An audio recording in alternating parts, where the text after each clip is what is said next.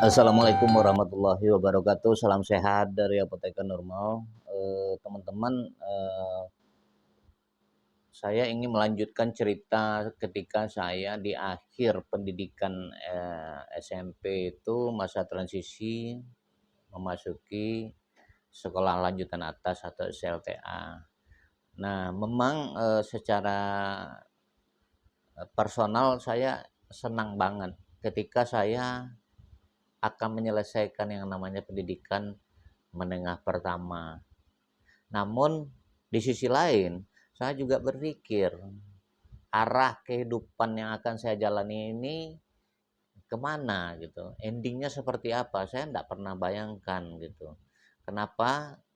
Saya ingin mempunyai cita-cita, tetapi tentunya terbentur dari segi jangkauan perekonomian yang dihadapi oleh keluarga ini. Sehingga waktu itu saya berpikir, ada dua opsi yang harus saya lakukan ketika nanti saya menyelesaikan dari sekolah menengah pertama. Opsi yang akan saya lakukan pertama adalah melanjutkan pendidikan ke sekolah SLTA. Opsi pertama. Opsi kedua adalah melanjutkan pendidikan ke namanya SPG, Sekolah Pendidikan Guru. Dulu di zaman tahun 80-an itu masih ada yang namanya Sekolah Pendidikan Guru atau SPG. Posisi sekolah SPG itu tidak jauh dari rumah, kurang lebih sekitar 200 meter. Karena itu kawasan masih kawasan perkampungan orang tua saya. Justru sekolah SPG itu didirikan di wilayah tanah nenek moyang saya gitu. Artinya nenek dulu yang punya tanah dijual, akhirnya dibangunlah yang namanya Sekolah Pendidikan Guru. Nah, umumnya orang tua saya secara tidak langsung menyarankan sebenarnya saya ini melanjutkan pendidikan itu cukup ke sekolah pendidikan guru aja. Kenapa? Karena tidak memakan waktu lama dan tidak membutuhkan biaya yang besar. Tapi mungkin seperti saya bilang sebelumnya, skenario kehidupan kita ini udah diatur oleh Tuhan. Kita mau seperti yang diharapkan oleh keluarga.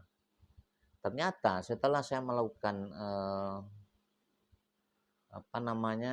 tes untuk masuk sekolah pendidikan guru, endingnya saya tidak diterima.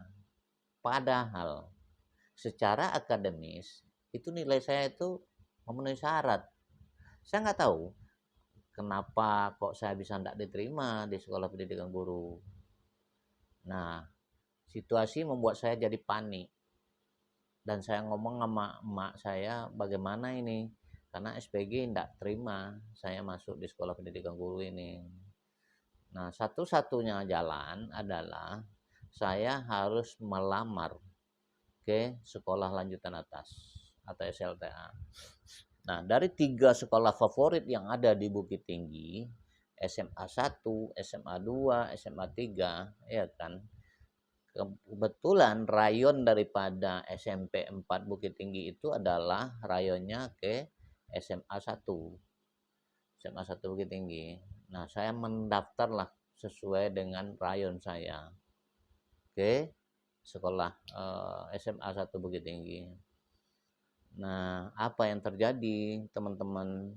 Ternyata saya lulus masuk di sekolah favorit SMA 1 Bukit Tinggi. Merupakan kebahagiaan tersendiri bagi saya.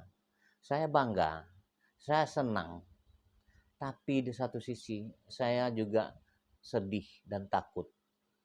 Kenapa? Teman-teman bisa bayangkan bahwa SMA 1 Bukit Tinggi saat itu waktu saya masuk ke menjadi siswa SMA 1 Bukit Tinggi kurang lebih tahun 82. SMA 1 Bukit Tinggi termasuk salah satu SLTA di Indonesia yang diperhitungkan untuk trial buku yang namanya student books, buku bahasa Inggris. Anda bayangkan bahwa rating SMA 1 Bukit Tinggi saat itu adalah luar biasa dan diperhitungkan di skala nasional. Nah, saya diterima di SMA 1 Bukit Tinggi. Saya happy. Ketika saya pulang, saya kasih tahu sama ibu atau emak saya bahwa saya diterima di sekolah favorit di Bukit Tinggi. Apa yang terjadi, teman-teman? Justru orang tua saya menangis. Menangis beliau. Kenapa? Karena SMA 1 Bukit Tinggi itu udah terkenal bahwa itu adalah SMA dengan orang-orang atau latar belakang keluarga yang mampu. Banyak anak-anak pengusaha di situ, banyak anak-anak pejabat pemerintahan di situ. Sementara kami adalah orang yang tidak punya, orang yang hanya orang tua saya, ibu saya jualan rokok di tepi lapangan kantin Bukit Tinggi. Ini yang bikin orang tua saya sedih. Tapi apa boleh buat, saya memang ngotot ingin sekolah di situ.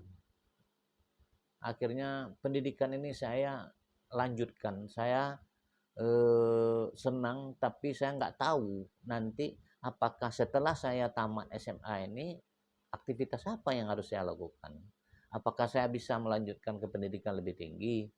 Saya nggak tahu, tapi yang jelas pendidikan di SMA ini akan saya jalankan sebaik mungkin, dan saya tidak mau sia-siakan kesempatan pertama, kedua kepercayaan orang tua saya. Saya tidak mau sedikit pun mengecewakan orang tua saya.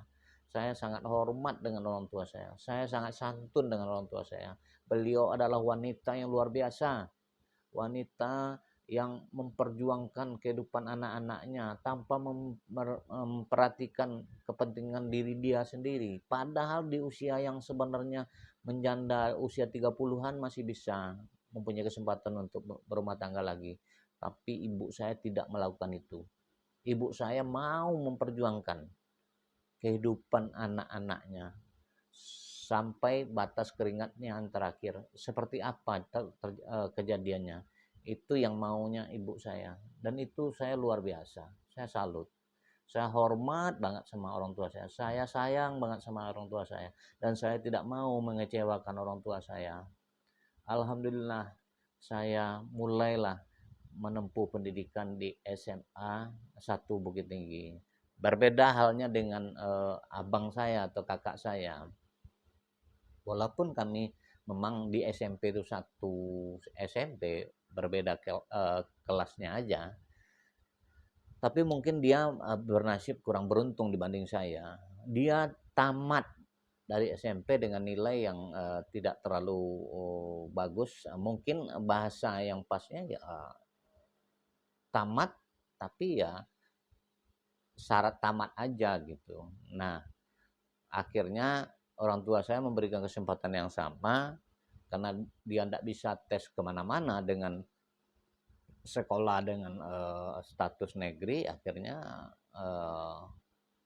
abang saya ini masuk ke sekolah swasta, SMA swasta.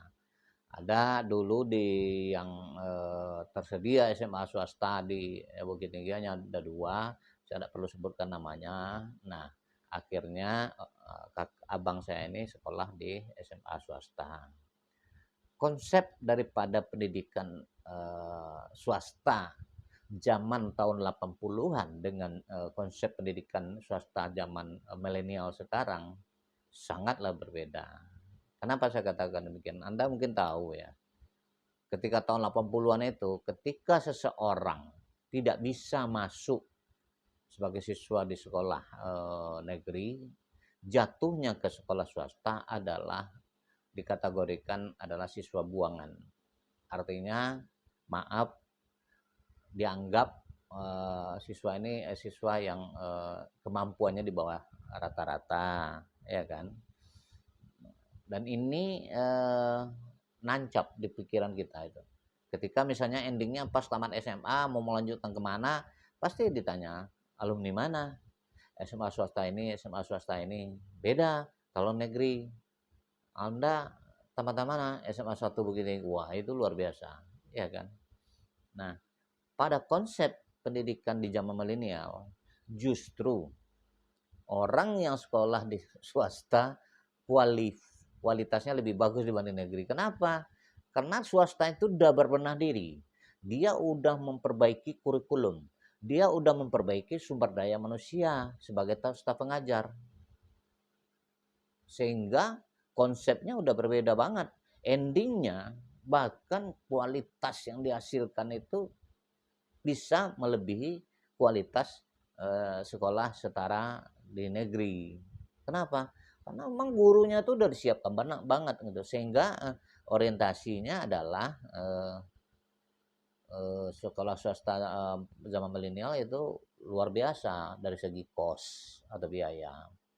Jadi Anda jangan coba-coba kalau mau sekolah swasta di zaman milenial harus rogoh kocek yang luar biasa. Baik itu skala TK, SD, SMP, SMA, ini luar biasa. Apalagi yang namanya perguruan tinggi. Nah ini teman-teman, jadi ini gambaran yang ingin saya sampaikan supaya kita juga bisa berpikir mengkonversikan keadaan perjalanan pendidikan di zaman tahun 80-an itu dibanding dengan zaman-zaman milenial sekarang. Bagaimana kelanjutannya?